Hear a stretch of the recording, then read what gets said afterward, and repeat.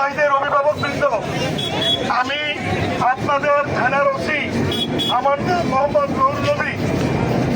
আমি সংবাদটি পেয়েই সবার আগে আমি এসে পৌঁছেছি।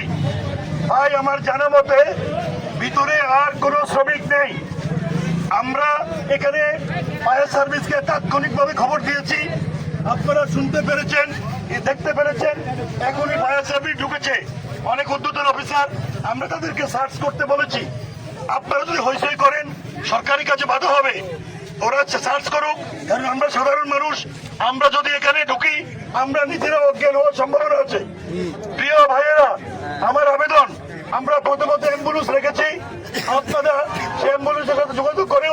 যদি কোনো শ্রমিক ভুলে বাড়ি যায় তাড়াতাড়ি আপনারা বাড়িতে পাঠান।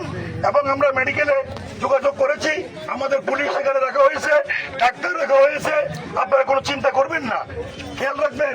এই ইন্ডাস্ট্রিতে আপনারা কাজ করেন, আপনারা আপনাদের ভাই বোনে কাজ করে। এটা একটি দুর্ঘটনা ভাই, দুর্ঘটনা কাউকে বলে হয়ে আসে না, কারণ দুর্ঘটনা হয়েছে।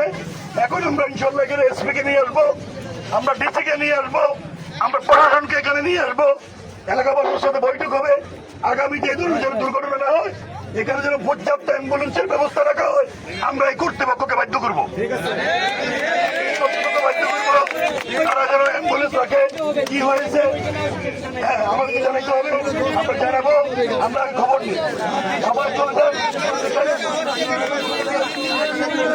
এখন একটু